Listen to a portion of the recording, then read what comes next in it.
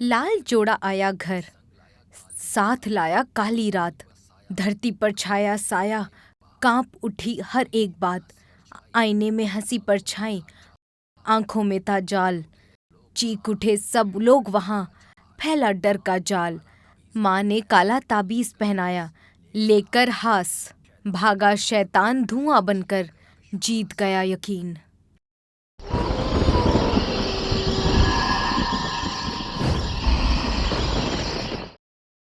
पिंटू गांव का मशहूर दुल्हन के कपड़े सिलने वाला दर्जी अपनी दुकान पर बैठा है।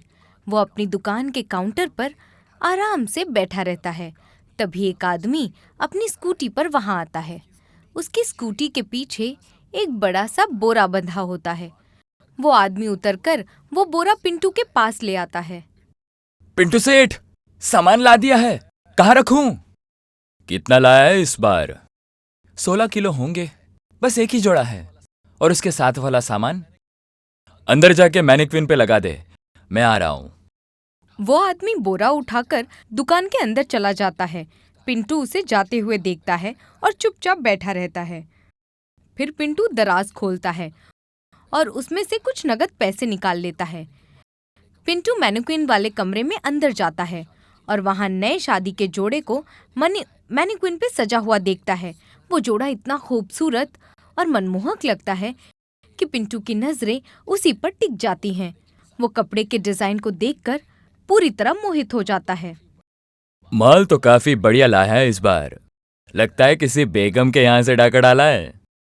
अरे सेठ, क्या बात करते हो, ऐसा कुछ नहीं है, आप तो बस क्वालिटी देखो।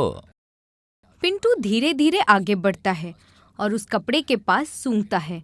फिर वो मुड़कर उस आदमी की ओर देखता है। ड्राई क्लीनिंग करा दिया?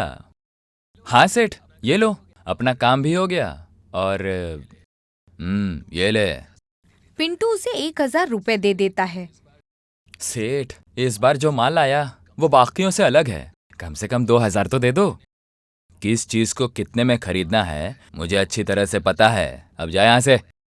वो आदमी मान जाता है और वहां से चला जाता है। पिंटू मैनिक्विन को ऐसे देखता रहता है जैसे वो जिंदा हो, मानो उसमें बरसों बाद ऐसी खूबसूरती देखी हो। तभी पीछे से आई एक आवाज उसका ध्यान तोड़ देती है।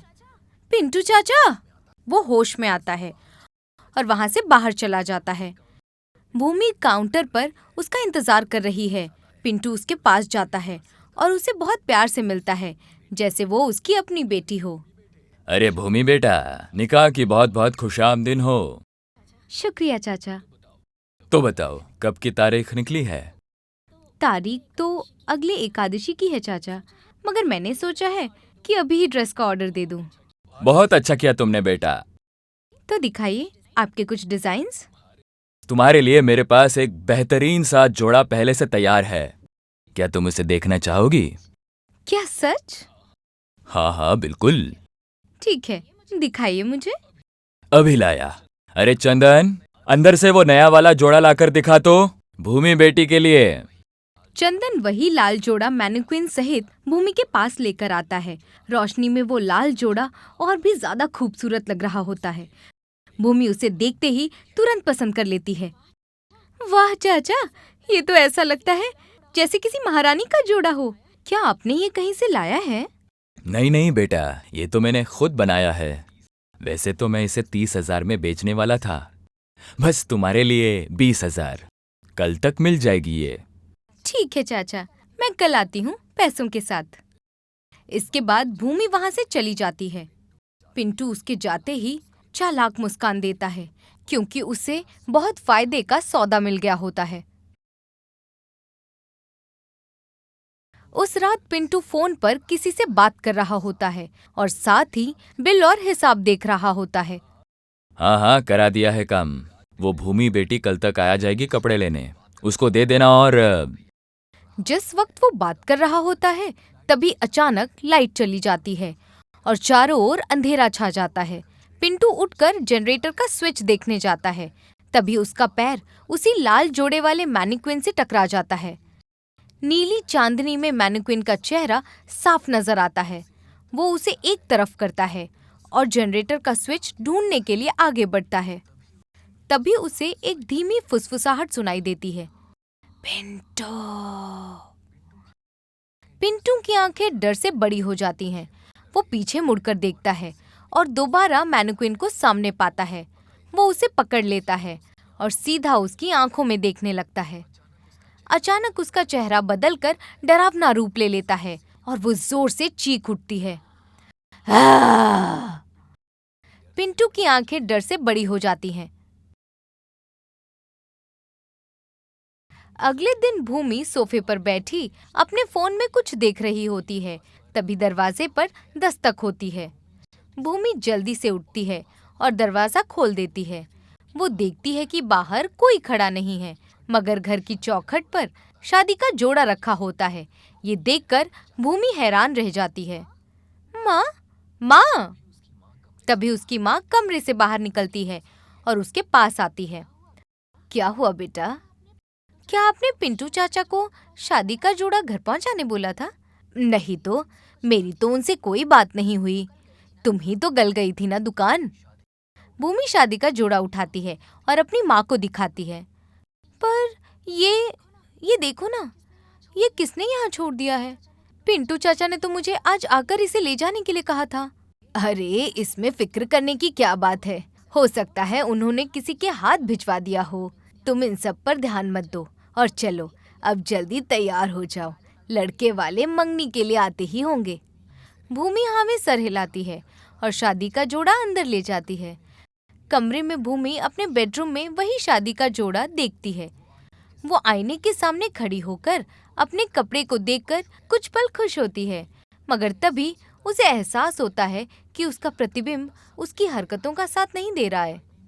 आईने में उसका रूप स्थिर खड़ा रहता है और उसे चालाक मुस्कान के साथ देखता है और उसकी आंखें बिल्कुल बेजान लगती हैं। दूसरी तरफ भूमि की माँ दूल्हे के परिवार का घर में स्वागत करती हैं। वो उन्हें सोफे पर बैठाती है, फिर सबको पीने के लिए शरबत देती हैं और सगाई के लिए भूमि को बाहर बुलाती हैं। भूमि बेटी, आ जाओ, तैयारी हो गई है। भूमि अपने कमरे का दरवाजा खोलती है। वो अभी भी शादी का जोड़ा पहने हुए है।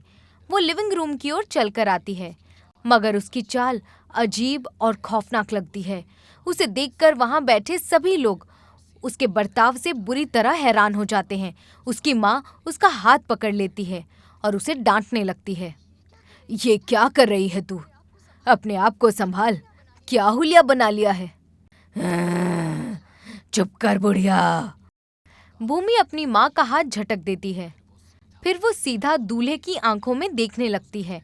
उसका चेहरा बेहद खौफनाक लगता है और दूल्हा और उसका परिवार बुरी तरह घबरा जाते हैं। और तू मुझे लेकर जाना चाहता है अपने घर? तू नहीं बचेगा। कौन हो तुम? मैं तेरी मौत हूँ, तुझे मारने आई हूँ, तेरा कत्ल करके तेरा खून पीने आई हूँ, कमीने। भूमि अचानक उसकी ओर झपटती है और उसका गला पकड़ लेती है। आसपास के सभी लोग मिलकर लड़के को भूमि से छुड़ाने की कोशिश करते हैं। वो जोर जोर से डरावने तरीके से चीखने लगती है। दूल्हा और उसका परिवार बुरी तरह से डर जाते हैं। रात को एक साधु भूमि की माँ के साथ उसके बेडरूम में आते हैं। भूमि पूरी तरह बिस्तर से बंधी होती है, मगर फिर भी वो जोर जोर से तड़प रही होती है और वहाँ मौजूद सबको बुरा भला कह रही होती है। खोल मुझे, खोल सालों! एक बार छूटने दो, सबको खत्म कर दूंगी, हर एक को ठिकाने लगा दूंगी। खोल कुत्ते! साधु बेहद डरा हुआ लगता है, मगर फिर भी वो हिम्मत करके भूमि से सवाल पूछना शुरू करता है। कौन है तू? नहीं बताऊंगी। बता, कौन है तू और यहाँ क्यों आई है? सबको मारने आई हूँ, सबका खून पीने आई हूँ। मुझे शादी से नफरत है, किसी को नहीं छोड़ूंगी मैं। भूमि बिस्तर पर जोर जोर से तड़पने लगती है और खुद को छुड़ाने की कोशिश करती है। अचानक भूमि के शरीर पर जगह जगह गहरे घाव नजर आते हैं। ये देखकर साधु और उसकी माँ बेहद घबरा जाते हैं। साधु और भूमि की माँ कमरे से बाहर आ जाते हैं। फिर वो कमरे का दरवाजा बंद कर देते हैं। भूमि की तबीयत खराब होती जा रही है। हमें जल्द से जल्द कुछ करना होगा, वरना वो उसे छोड़ेगी नहीं। महाराज जी, आप उसे बचा लीजिए। आने वाले एकादशी को उसकी शादी होने वाली है। मुसीबत बड़ी है और इसे शांत करने के लिए वक्त लग सकता है। हमें क्या करना होगा? भूमि की ये हालत हुई कैसे? सुबह तक तो सब ठीक था और फिर क्या? महाराज जी, मैं समझ गई। शैतान उस लाल जोड़े में है। जब से उसने वो पहना है, तब से वो ऐसा बर्ताव कर रही है। साधु कुछ वक्त सोचता है और फिर सारी बात समझ जाता है। इससे पहले कुछ अनहोनी हो, हमें वो लाल जोड़ा उसके बदन से हटाना होगा। भूमि की माँ हाँ में सर हिलाती है। वो दोनों एक बार फिर भूमि के कमरे में जाते हैं। इस बार भूमि खामोश होकर सोई हुई लगती है। उसके पूरे शरीर पर घाव के निशान साफ नजर आ रहे होते हैं। ये देखकर उसकी माँ की आंखें भर जाती हैं, मगर साधु उन्हें रोने से रोक देता है। वो भूमि के शरीर के चारों ओर बिस्तर पर 4 काली गुड़ियां रखता है और मंत्र पढ़ना शुरू करता है। जैसे ही वो मंत्र शुरू करता है, भूमि अचानक फिर से जाग उठती है। उसकी आंखें काली और बेहद डरावनी हो चुकी हैं। छोड़ मुझे कुत्ते, कॉल कॉल मुझे। इस लड़की के जिस्म को छोड़ दे, मैं तुझे हुक्म देता हूँ। भूमि जोर जोर से तड़पने लगती है और तेज चीखने लगती है। उसके मुंह से खून बहने लगता है।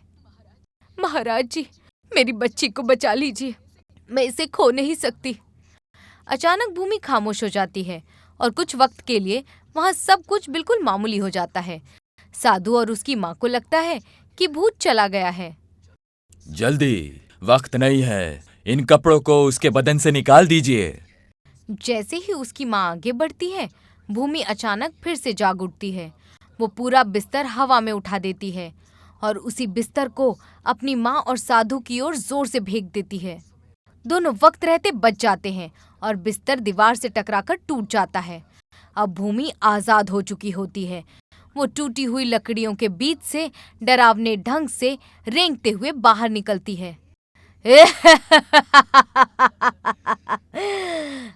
अब क्या करोगे? वो तेजी से रेंगते हुए साधु की ओर जाती है और उस पर झपट पड़ती है।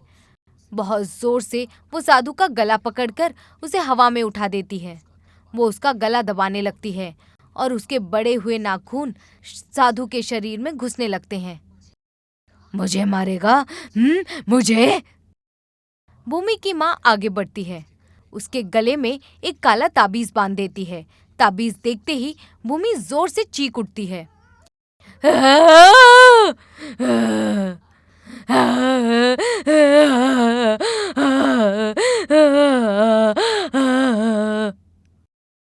वो साधु को दूर फेंक देती है।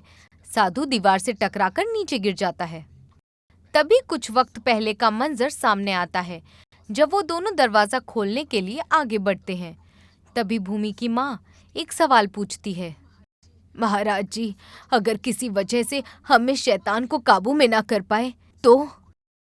साधु कुछ वक्त सोचता है और फिर अपने पोटली से एक ताबीज निकालता है। वो उस ताबीज को भूमि की माँ को दे देता है। मैं उसे छल से खुद पर हमला करने पर मजबूर कर दूंगा और मौका देखते ही आप ये ताबीज उसके गले में पहना दीजिएगा। भूमि की माँ साधु से ताबीज ले लेती हैं। मैं वापस आऊंगी। भूमि पूरी तरह काबू से बाहर हो जाती है। वो अपने मुंह से काले धुआं का बड़ा गुब्बार बाहर छोड़ती है। फिर सब कुछ दोबारा खामोश हो जाता है और भूमि नीचे गिर पड़ती है। साधु बताता है कि वो अब सलामत है।